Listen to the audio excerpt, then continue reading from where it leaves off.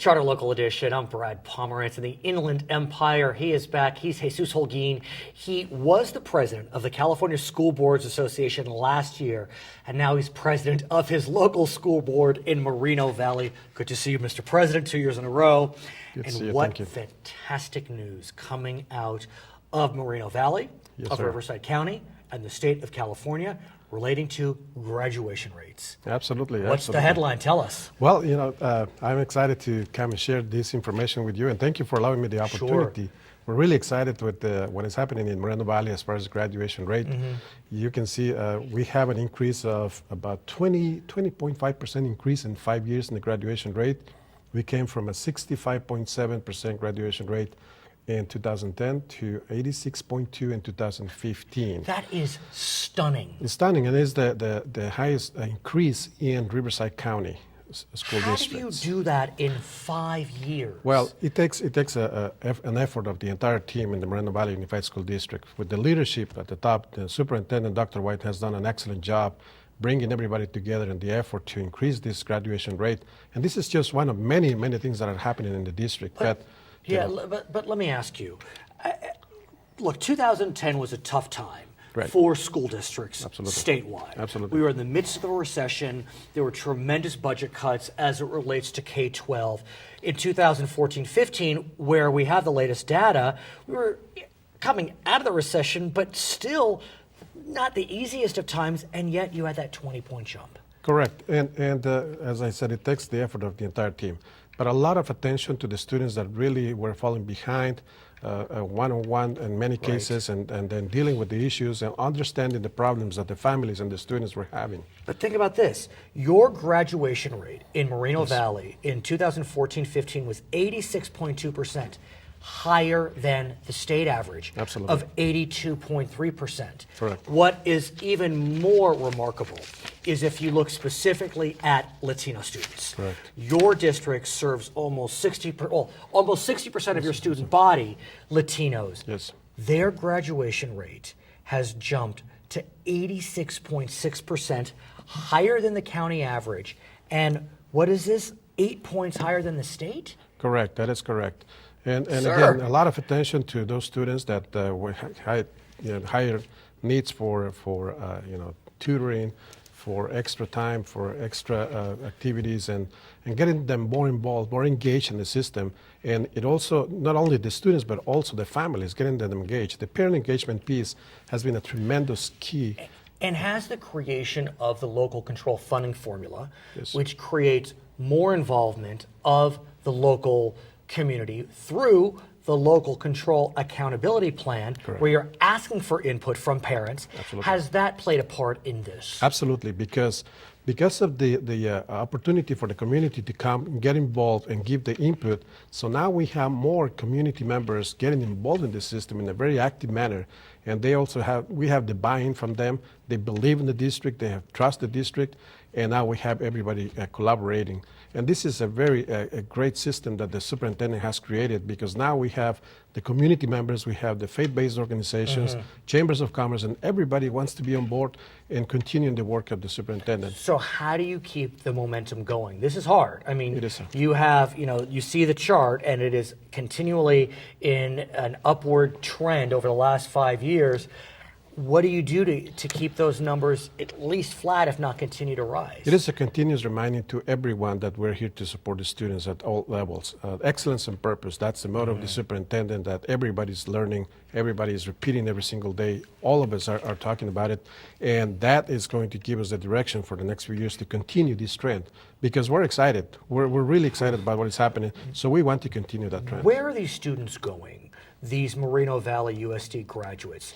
Are they going to Moreno Valley Community College? Are they going to UC Riverside? Are they going to Cal State San Bernardino? Are they going to UCLA, Stanford, Harvard? Where are they going? I can tell you, I'm very proud to say that our students are going all over the country, and even some of the countries, because they're accessing universities, in places that we've never been before. Their grades are high, their preparation is there. So universities are looking at students in Moreno Valley to bring them, all over the country. We're going to design a map that is going to show you all the universities that are being accessed by our students. So last year we had students all states. We had students at every state accessing those universities. Are there certain institutions, though, that attract a lot of students from Moreno Valley? Well, of course, we have a lot in universities in California. Sure. We have a lot all the institutions here. But also, we had some students going to Yale. We have some students Nice. going to Berkeley. We had some students going in the military. All right. And New York and Washington and all over Everywhere. the place, everywhere. I want to talk about your school district and its finances. Yes. You know, as the former president of the CSBA, that during the recession, there were some school districts that were really struggling. Yes. They didn't have sufficient reserves.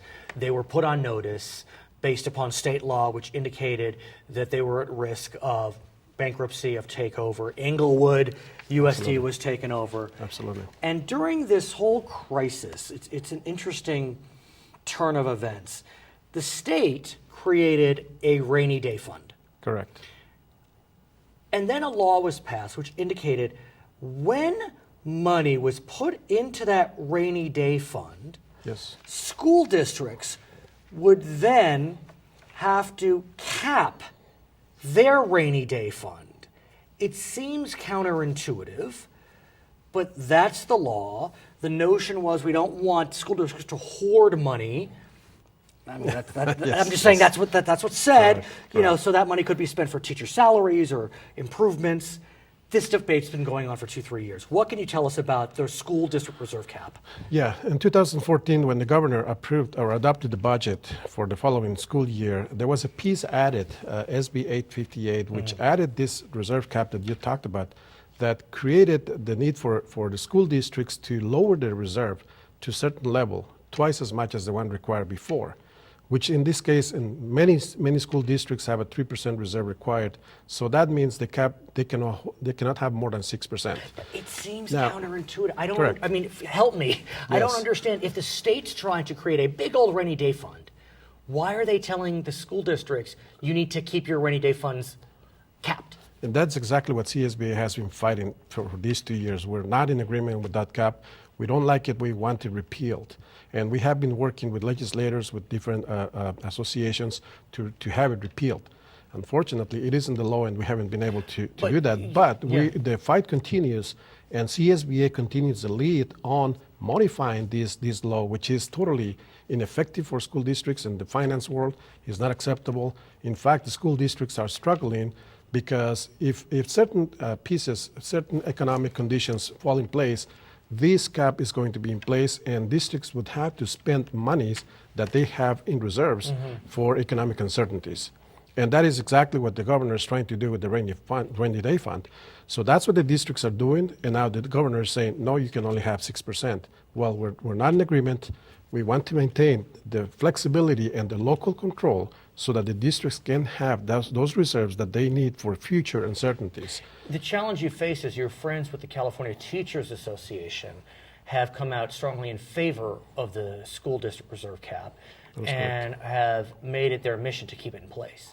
That is correct. But we continue making the point that we need to have that higher reserve because the economy is coming down again. We had great years. Inevitably. Yes, absolutely. So now we need to get ready for those years, and when the districts are going to have to use the reserves and then in some cases maybe even borrow money because they have to fulfill their financial responsibilities. So if the funds are not there, it becomes very expensive for the districts. Is there a compromise? I mean, could you say let's raise the cap to 10%, or is there a way to compromise? CSBA has a bill that is sponsored by CSBA, and several legislators are behind this bill, and we have some co-authors. And the bill, what it does is it creates a higher cap on those reserves. Instead of 6%, we're going to 17%.